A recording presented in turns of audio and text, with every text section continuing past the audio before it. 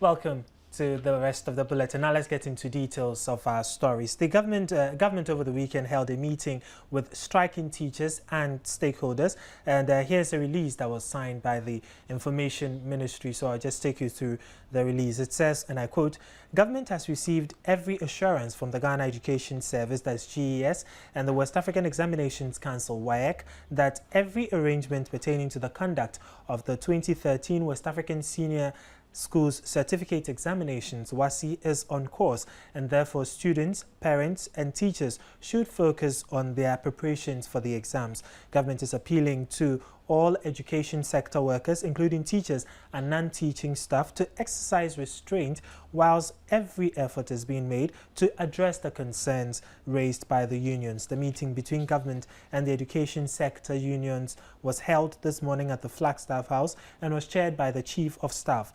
The Minister of Finance, Minister of Education, Minister of Employment and Labour Relations, and the Minister of Information and Media Relations were in attendance. The Chief Director of the Ministry of Finance and his staff, Chief Executive of the Fair Wages and Salaries Commission, the two Deputy Director Generals of the Ghana Education Service, two Deputies of the Controller and Accountant General provided relevant briefings. The leadership of the Ghana National Association of Teachers, that's NAT, the Teachers and Educational Workers Union, TEWU, and the Ghana Association of University Administrators honored the invitation to the meeting. According to NAGRAT, their absence was due to the short notice.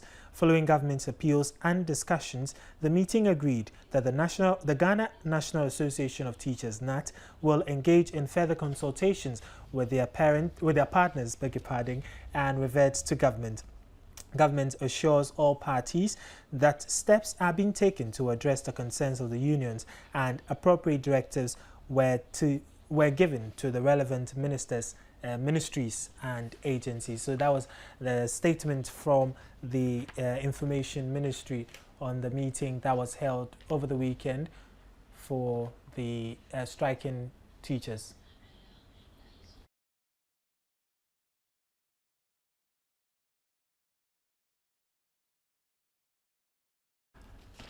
Okay.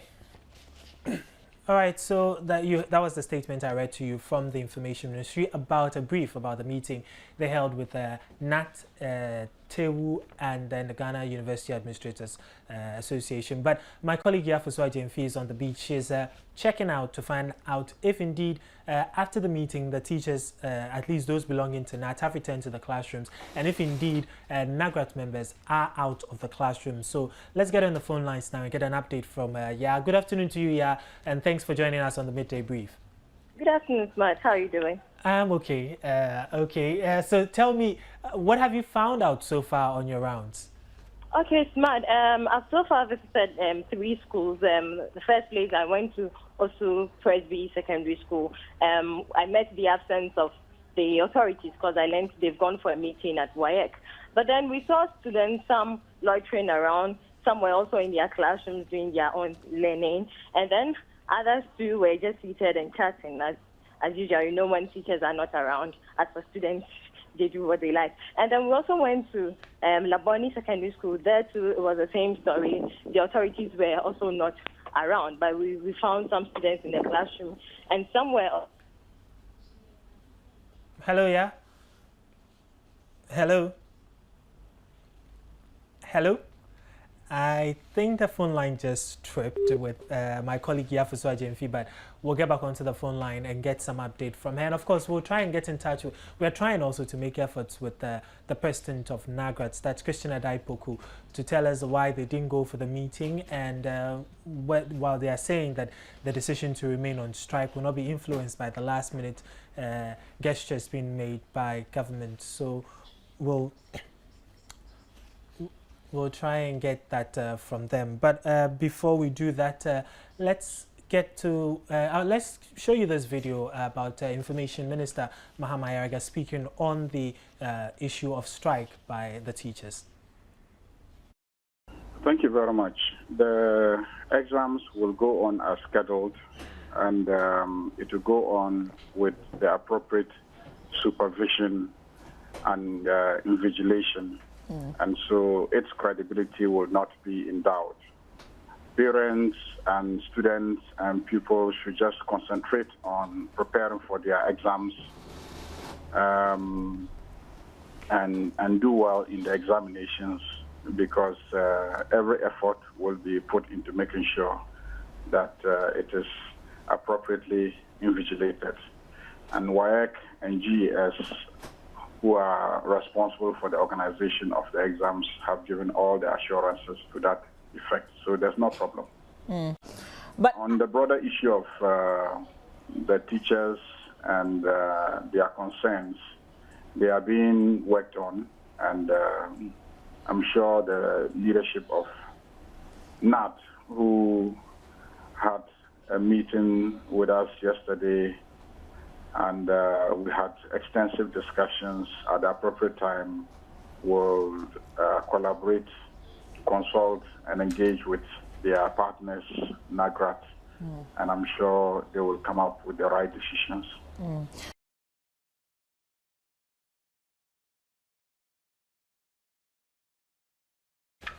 Okay, well, that was Information Minister Mahama Ayariga, but the minister was also quick to assure parents and students that all necessary action would be taken to resolve the current situation. But on the broader issue of the teachers and their concerns, they are being worked on, and I'm sure the leadership of NAT, who had a meeting with us yesterday, and we had extensive discussions at the appropriate time, will collaborate, consult, and engage with their partners, NAGRAT, and I'm sure they will come up with the right decisions. And well, you've often heard the saying that the teacher's reward is in heaven, but as AM show host Mamavi Usabaji found out this morning, some teachers would rather have their reward here on earth. Mamavi was actually talking to a member of the Concerned Teachers Association, LYNCH Gadasu, on the AM show today. So let me understand this. Yes. It's not that government owes you in terms of salary. You just want more money. Government doesn't owe us the little salary that we take at the moment. We want more. You know, we want improved conditions of service. The point is, yes, you were offered a job with Sure. terms and conditions, and then you accepted. Yes. So if you want a different negotiation, do you Yes. have to strike to get that kind of attention? Oh, you see, like you rightly said. If like, you thought the wait, deal wait. was not good for you, if you Yes. thought the money was small, why did you take the job? Oh no, it was good for a start. Subject to improvement. You understand? So you expect that your boss will review your condition of service in the course of time. Ours has not been so over the period. So you want more money, and then what else? Money brings everything. Well, when pushed, Gadasu confessed that the timing of the strike was indeed intentional. Did you guys decide to strike at a time like this? Oh, you see, I don't think Because this is a critical- I won't like to this is give a you. critical I won't like to period. give you. Of course, it should be critical and to have a unintended impact. Oh, so this was intentional. Oh, not that it's intentional. There have been interactions with the government over the You over the could have period. decided to wait till after the exams, because then there will be vacation. And that's why it then you remains. use That's why that it remains a period. coup. That's why it remains a coup. But you have decided to do it now. Well, indeed, sometimes you can't just help but smile at some of the things that come up. But let's go back on the phone lines now. We've been able to re-establish connection with the FOSUAH GYAMFI, my colleague who is on the beat. Good afternoon again, yeah. Hello, good afternoon, yeah. Hello, good afternoon, Smart. Okay, now I hope you're better positioned so we can talk. You told us you visited Usupesek and Laboni, and the situation is the same. Yeah, and Okay. then I went to St. Thomas Aquinas Secondary School, where we spoke to the head. He noted that a number of the teachers had reported to school today, but they were not in the classroom to teach. And then students also told us they were supposed to write a paper today. That is the Form 1s and 2s. They were supposed to write an internal paper today at 9, but they were told to hold on till 12, and nothing of that sort happened.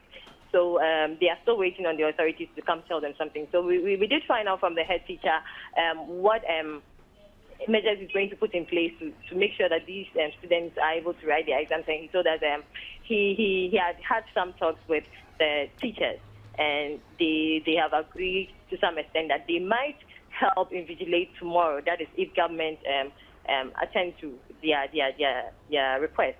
But then if they don't, if teachers don't invigilate, the headmaster says he's going to employ the services of some non-teaching staff to help him go through the examination. So that is the information we have on the ground at the moment. Okay, so for the Thomas Aquinas School, for instance, is it an end-of-term exams that they are writing? Yeah, an end-of-term exams for the Form 1s and 2s. Okay, but the teachers are not available to invigilate. They are available, but they are not in the classroom. They're not in the classroom. Yeah, they are not in the classroom. They are just there to make sure the students are in school. But then, as at the moment, they were not in the classroom teaching or invigilating any exam. So the exam that was supposed to take off today didn't come off, but headmaster has noted it's going to commence tomorrow. Okay, all right. Many thanks. Yeah, we'll leave it there, and we'll let you continue your monitoring of the situation, and then of course we'll get you some more updates in our subsequent bulletins. But we'll also get on the line now and speak with my colleague Eric Curtis Howard, who is also on the beat. Hello, good afternoon to you, Curtis. Good afternoon, Smart. Okay, so what information do you also have for us? Yes, the Alliance for Accountable Governance, AFAG, right? They held a press conference this afternoon, and one thing that they said was that they'll be on the 26th of this month. They'll be embarking on a civil strike action to register their displeasure to government about the increasing, the increasing load shedding exercise, and also the increment in electricity and gas, as well as the shortage of fuel commodities on the market. So they said that what they're going to do here is that they're going to, unlike previous strike actions, this time they're going to make sure that they engage everyone from the media to civil society to everybody to be part of the strike action. They say they're expecting about 1 million people to be part of this demonstration so that they can register their displeasure to government about the current situation and energy crisis in the country. Okay, but Curtis, AFAG, they've really, oftentimes before they go on their demonstrations, they have had problems securing permits, and this time they even told the police that they've often blamed the police, and they've told them this time they shouldn't allow themselves to be used as political tools so that they don't give them the permits. From what they are saying, is there any indication that they've been able to secure permits to actually go on this demonstration this time around? Yeah, Span, that's a very good one. I asked the AFAG official whether they've been able to secure permits from the police. What they told me was that according to the Public Order Act, they are mandated the time frame for which they have decided to embark on the demonstration, which is the 26th of this month. They will go to the police. They have facilitated the process of getting permission from the police to go about the demonstration. So they said they've not secured the permission yet. They are going to do that, and they are very positive that this time around they will get the permission to go so that they can go out and make their case known to government. Okay, but away from AFAG, I know you've been also following up on the police swoop at some criminal gangs place. What can you report on that? Yes, the Tesano Police Division this morning, as early as 6 a.m., they went on a swoop at certain areas in the capital. They went to Kanishan, they went to Achimota, they went to Circle, and they caught a whole lot of criminals, suspected criminals, let me say that. And the swoop, according to the Greater Accra Regional Police PRO, DSP Fimatete, is to instill fear in these suspected criminals, to let them know that the police are aware of their activities, the police are aware of what they are doing, so that they can stop. And also, the Easter we are heading towards the Easter season. And according to him, he said that it's during that period that criminal activities intensify. So the swoop here was to make sure that they arrest as many people as possible. Those found with those found with any other gadget that would be harmful to the public or would harmful to the police activity will be arrested. They will be tried, will be sent to court. And also those that the police also find out that they've been involved in any criminal activities earlier in one or any incident, they would also be sent to court. So how many? Sorry, so how many people did they arrest in all? Because you keep stressing about the fact that the numbers was not too conclusive because the arrest is after now I'm speaking to you is still ongoing.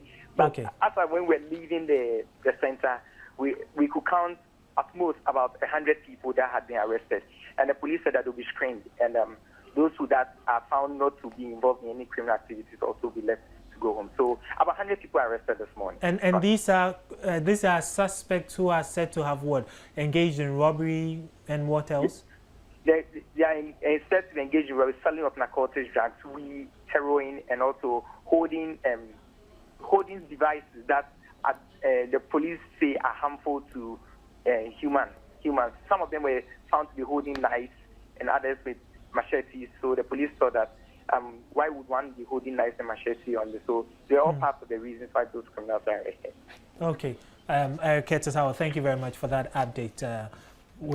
Sorry, Curtis telling us about the police swoop this dawn at some places, including Tesano and Carnation. They've arrested like 100 suspects who we are told have either been involved in robbery or the sale of narcotic drugs or in possession of weapons considered very offensive or harmful to humans. But still with the police, the Tema Regional Police Command this time around, over the weekend arrested 10 persons for possessing illegal narcotic substances during a special operation. The exercise led by the Regional Police Commander DCOP Maxwell Atengane was also led to the seizure of 55 unregistered motorbikes. DCOP Atengane said the operation carried out under the instruction of the Inspector General of Police was aimed at flashing out criminals from the society. He assured residents within the metropolis that the exercise would be sustained to end the nefarious activities of criminals. The Regional Police Commander commended his men for high sense of discipline, commitment and dedication during the operation and urged them to continue exhibiting professionalism in their duties. DCOP Atengane called for public cooperation to enable the police discharge their duties in the region effectively. One of the narcotic suspects, Abdul Rahman, was later identified by a victim as having robbed her some time ago. The 10 narcotic suspects have since been taken to the police CID headquarters here in Accra for interrogation. Away from the police, some youth of Tamale in the northern region are threatening to lynch persons they suspect to be homosexuals, who they say are using the locality as a safe haven to practice immorality. We've been joined on the phone lines now by our correspondent, Mohammed Hashmin, to give us some details about this particular situation. Hello, Hashmin. Yeah, hello, Smart. Okay, good afternoon. Tell us what prompted this threat from the youth in Tamale. Well, thank you very much, Smart. The whole incident happened after the Tamale chief, Na Mahamadou Dawune, was briefed by the youth of Tamale that some group of persons, some group of homosexuals were planning to engage themselves, to engage a gay marriage in the metropolis, in which they have also extended an invitation to their counterparts abroad in Europe to join them in the marriage ceremony here in Tamale.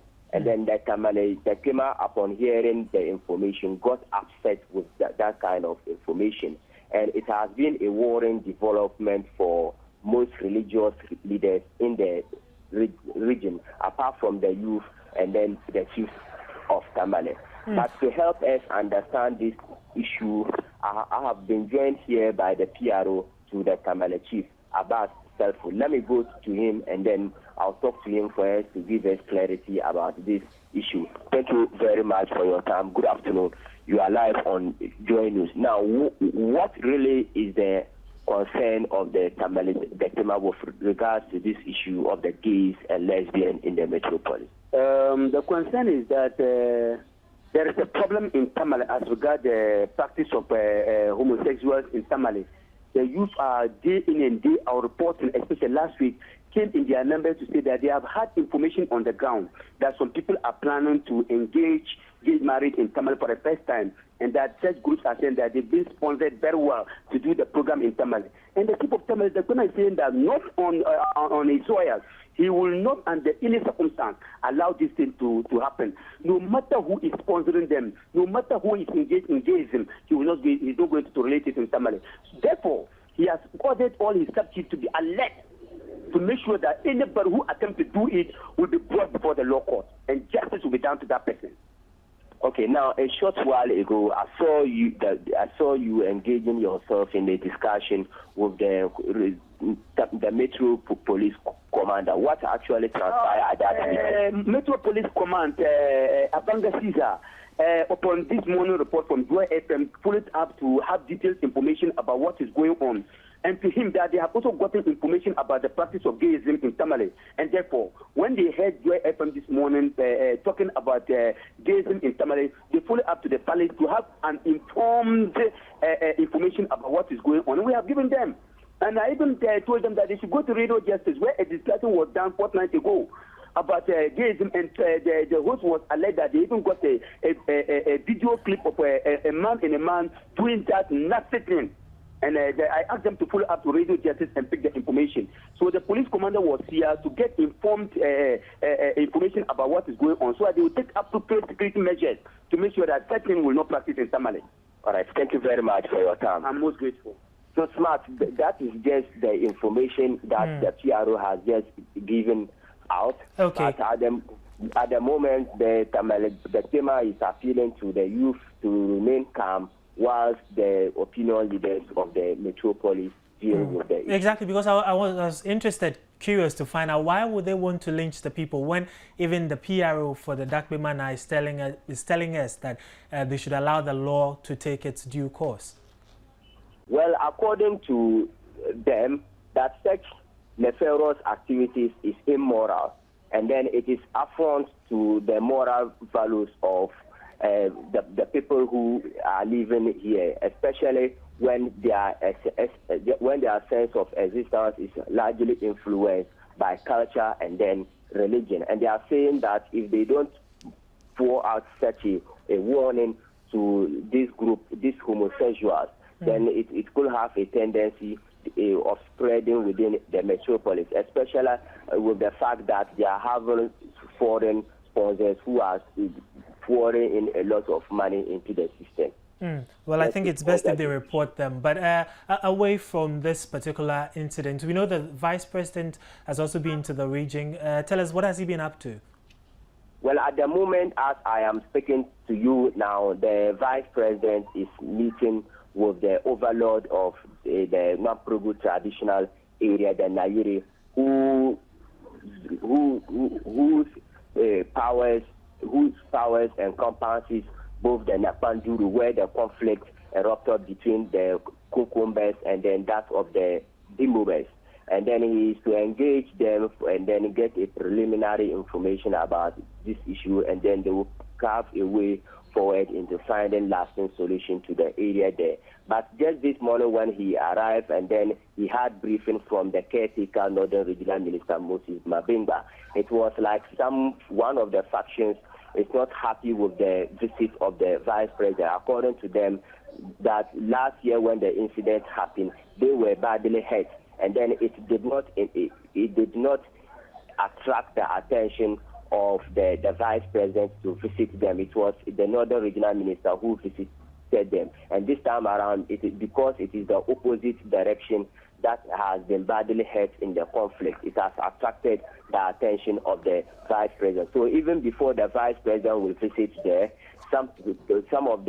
one of the factions were having problems with that. But beyond that conflict-prone areas, the Vice President will also be visiting Bushegu, Yendi, Zabizigo, Tatale, and then Savilgo, Nanton. He will be interacting and he will solidarize with the displaced residents of these districts who were displaced as a result of the rains from that swept through the northern region. Okay, Mohammed Hashmin, thanks a lot for the update from the Northern region. We take a quick break here on the Midday Brief. We'll be right back. Stay with us.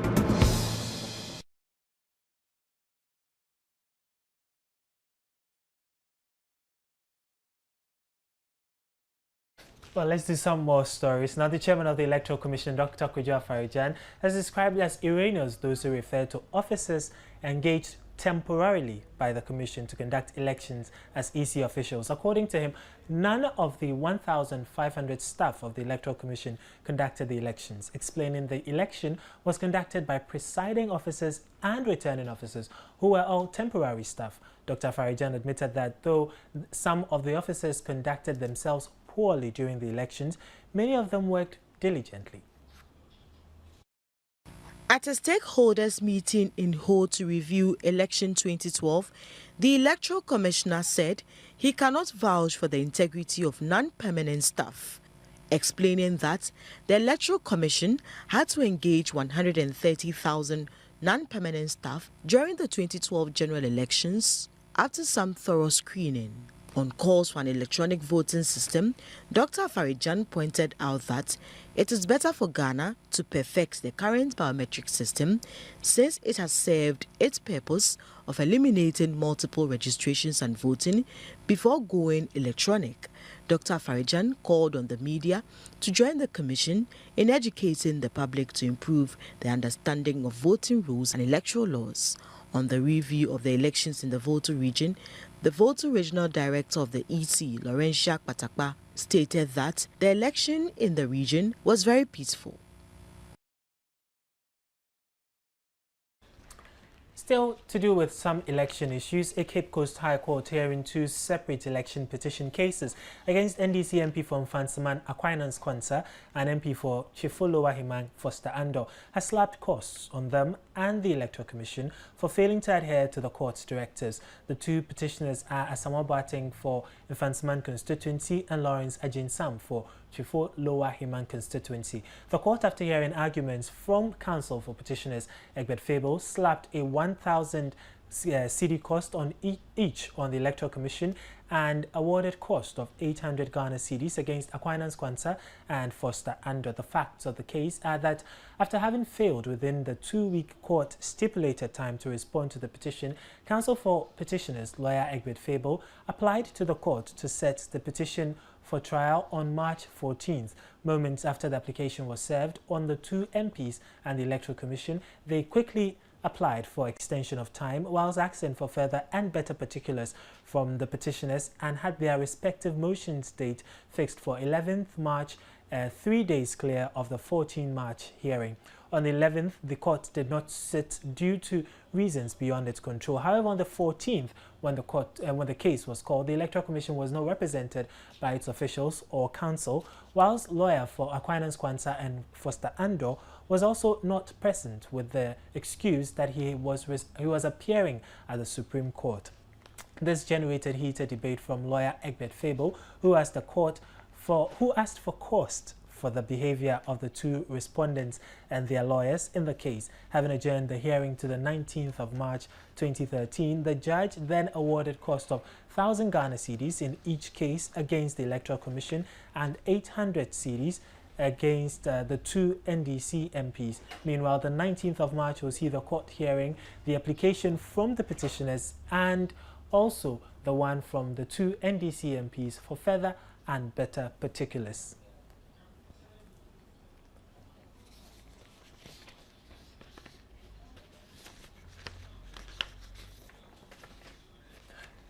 Meanwhile, the 2012 vice presidential candidate of the New Patriotic Party, Dr. Mamudu Bawumia, has been discharged from hospital following Sunday's accident. Dr. Bawumia's convoy was involved in an accident whilst returning from the Bollywood's funeral in Boli in the northern region. Chairman of the party, Jake Obechebilante, who was traveling with Dr. Bawumia, in an interview said the latter suffered minor injuries. Meanwhile, a statement issued by the party shortly after the incident said Dr. Bawumia was traveling to the Ashanti region when two of the tires of the vehicle he was traveling in exploded 15 minutes into the journey. The vehicle flipped over, veered off the road, rolling over a few times.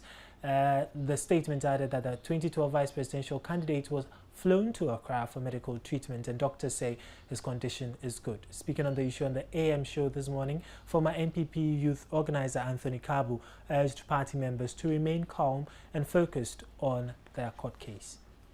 He's in a good shape. He's home. He's been discharged.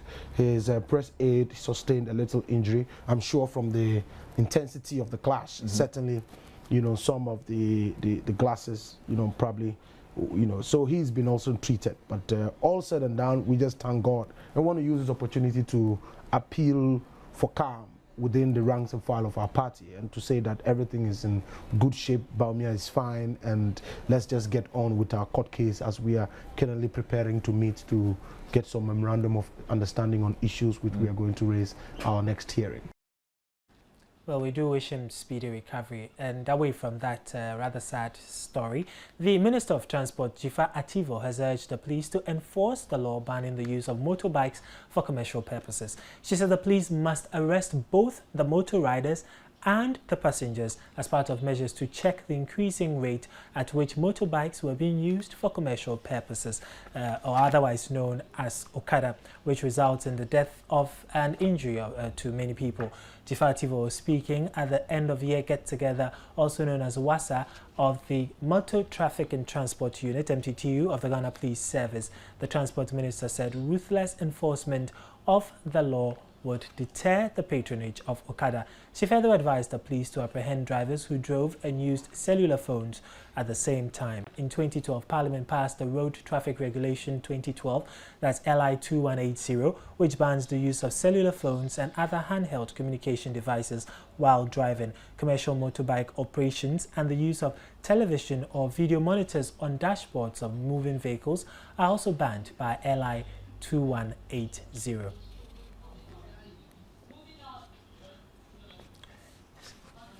Moving on, the 2012 overall national best teacher, who is head of Radio, Television and Electronics Department at the Kumasi Technical Institute, is advocating for a ban on importation of Chinese electronic products into the country.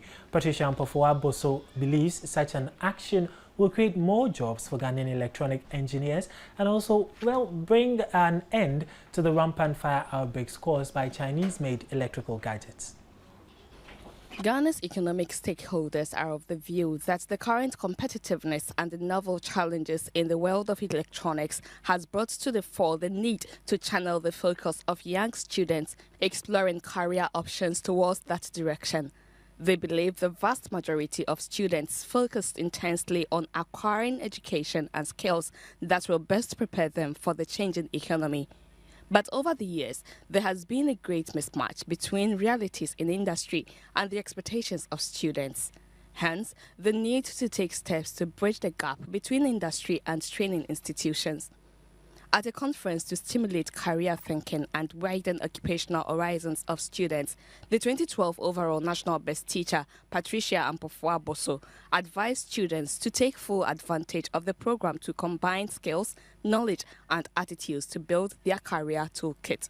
She said the areas of specialization in the electronics such as power, telecommunication, microelectronic, among others, are changing every day, and advised students to detect, develop, and deploy true potentials effectively.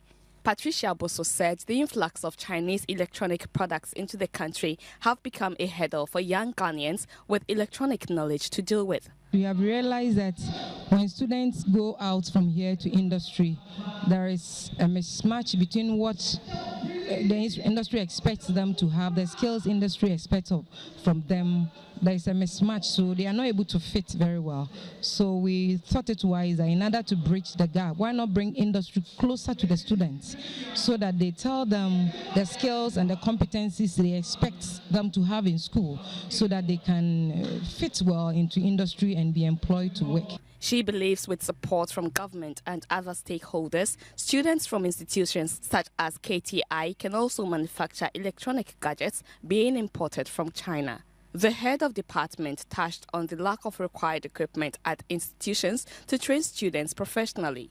Head of Technical Services of Multimedia Group in Kumasi, Alhaji Samson Ado, observed technical electronic studies in advancing in Ghana and advised students to be disciplined and take their studies seriously. If you delegate your life to whatever you are doing and you have discipline against it, you will be successful. So that's what I'm urging all these students to get before they can stand on the trade that they are coming to take.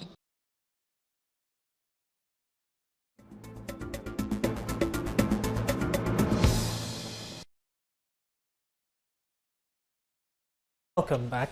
Now, oil giant BP is taking legal action in the U.S. to limit payouts by a fund set up to compensate those affected by the 2010 oil spill in the Gulf of Mexico.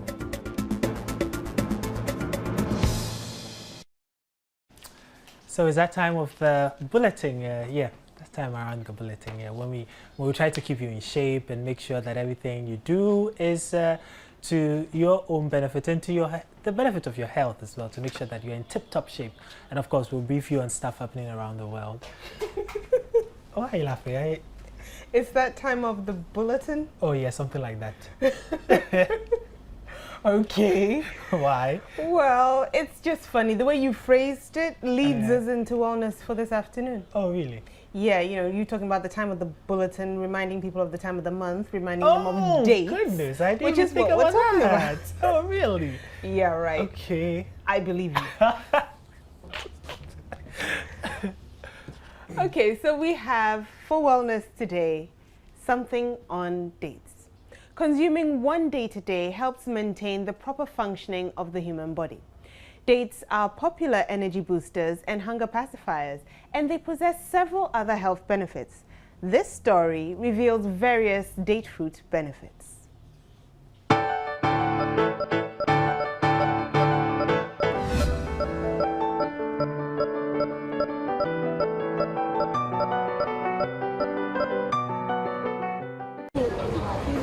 A date is a sweet fruit from the date palm.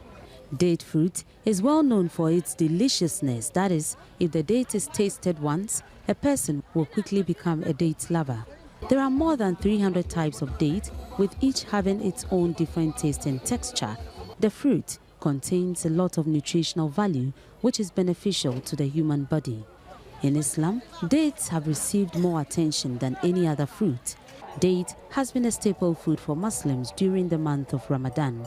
Traditionally, they consume dates before breaking fast to ease digestion after going long hours on an empty stomach.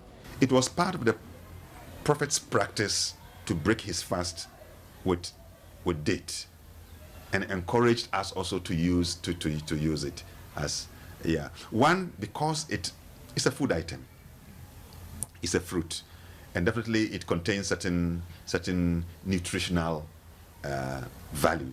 Sheikh Armiyao shares his experience with date fruit. The sugar in it is not the harmful sugar that you can think about. It has certain potency in terms of the energy it gives you. You take it, and then it's able to keep you moving. Yeah, without taking anything. The third aspect of it is that it has a very nice flavor. It's a nice flavor to use to break your fast. Date, aside its sweetness, contains useful nutrients for the human body. It is rich in potassium and fiber, which help fight and correct intestinal disorders like constipation. It is advised that one soaks dates in water overnight and take the dates. Sugars, fats, protein and vitamins present in dates help gain weight when dates are regularly consumed. One of the significant date fruit's health benefits is that dates are loaded with fiber, and the carbohydrates from dates keep you satiated for longer periods of time. They help avoid overeating. Dates promote eye health, and they help prevent night blindness problems. They also take care of your heart. Dates are also rich in a number of vitamins and minerals and help stabilize high blood pressure and make your bones healthy and strong. Iron in dates and consumption of dates quickly fills your body with lots of energy.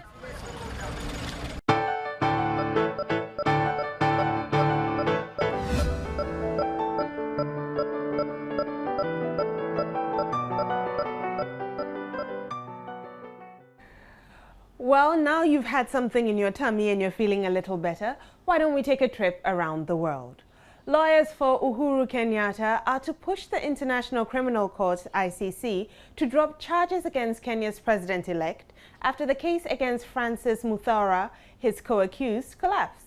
And in Cyprus, the parliament is due to hold an emergency session to discuss a big bailout which has angered the public. Staff of the Kwame Nkrumah University of Science and Technology, KNUST, won the 4th edition of the Love FM Sports Invitational Tournament yesterday at the Pajo Sports Stadium, KNUST. They took home a trophy, multi-TV decoder, products from latex foam, and some other items. And on the international front, Rafael Nadal continued his stunning return to action with victory over Juan Martín del Potro in the final of the PNB Paribas Open in Indian Wells. Well, that's all we have for you in the world of sports. And now we move on to showbiz. Samini has been explaining exactly what he meant when he raised the issue of P-Square's Alingo versus Azonto. It seems to have started a controversy. And meanwhile, P-Square, on the other hand, have moved on beyond music and they've stepped into a little black gold, I think they call it. Heard of that, Smart? Oh yeah. And you okay, should have seen the glitter in your eye when you were talking about P-Square moving on to oil. Yeah, oil money, you know, that's good money. You wouldn't happen to know if they were married, would you? Just well, I checking. could find out for you. Okay, because not for me. Really? Yes, I'm sure. Very happy where I am. Oh, okay. Okay, if you say so, we'll take it like that. Because I know if you dare say something else, my head, you'll be in trouble. Okay. So if you say it like that, we'll take it like that. But seriously, this whole Alingo Azonto thing, I don't see the big deal about it. Really? Yeah, I mean, someone has created a song. And first of all, do we even know what the Alingo, Alingo they call it, do we know what it means? They said it's a dance, or it's not a dance. Well, you see, we are not even too sure what it means. So why are we making the fuss about they borrowing Azonto and not crediting and blah, blah, blah? I don't see the big deal in it. They have their dance, they have their song, which they call Alingo. And, well, of course, the footworks are like the Azonto footworks, yes. Would you mind doing that again? Cause Oh, yeah. The footworks, of course, are almost just the same as you do for Azonto. But, yeah. I mean, really, it doesn't matter. But, of course, let's find out what Samini really had to say about the whole Azonto thing. I don't see the big deal in there, but let's see.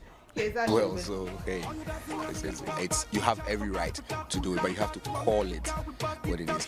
And also, it's creativity, so you can base your creativity on an inspiration of some sort, but you need to pay homage or recognize that inspiration, and not blanket. It's come to stay, believe it or not. It has come to stay, and I think that there should be more highlights on it, because people day in day out create new versions of it. It's more like a communication kind of dance. People dance Azonto to do different gestures, and if you pay attention, most of it is like is a comic relief, So as the years go, it's developing into something that you can't wipe away. They play different sorts of songs, and people still do different Azonto moves to it. You can still tell this is Azonto. So I think that we're doing quite well representing Azonto, so we should just keep it up. It's all over. It's on Wikipedia and everywhere. If you type Azonto, find a category for it, or define it, so that some artists that really find themselves as that being their PowerPoint will be recognized through that. Are you dancing Azonto? Are you dancing Alingo? Alingo, Alingo. Oh, what is Alingo? Are you dancing Alingo? Wow, forget Peace Square. Did you see that little girl? That's what I want. I want the little girl. Of course, she can do it better than you. Oh, no, me, I can't. No, and it is well known. I don't do Azonto. Oh, but you do Alingo. Hey, please, someone have him go. Oh my goodness. Okay. Well, some of you have sent in your comments on the at least two main stories, on the EC story and then on the teacher strike. Let me run through some comments quickly before we run out to the studio. Most of you seem to have a problem with David Annan, a member of the NDC legal team, and his comments on the teacher strike. And Anthony Hope Ahedot thinks that David Annan must apologize to teachers. Ebenezer Kojo Anokwa sent a rather lengthy one. Teachers from NAT and NAGRAT across the country strike for their pound of flesh after the Office of the President has overspent their approved budget to the tune of 600 million Ghana cedis, and the entire government has also overspent its approved budget to the tune of 8 billion cedis in 2012 for fraudulent and useless expenditure, ostensibly to win the 2012 general election. The teachers are also striking legitimately for their widows' mite. And then there's this one from Nana Riathe Akinton Trigger. He says, Dr. Farijan, if they are not your officials, then pay them their allowances. Okay, and Nanaya Ampoma Ahene says, so why the tag if they cannot be called EC officials? Well, he is responding to the story about the Electoral Commission where Dr. Farijan, the chairman of the EC, says that he cannot vouch for the integrity of temporary staff of the EC. And our other headline story was that NAGRAT says his decision to commence strike will not be influenced by attempts by government to avert the situation. That's it for the Midday Brief. My name is Nia Krufis Matabi, and I've been here with my partner in crime, Jennifer Jane Asante. Okay, thank you very much for your time. And of course, the briefs, we have more news for you in our news briefings from 2 p.m. So do make a date of that. Good afternoon. Are you dancing Azonto?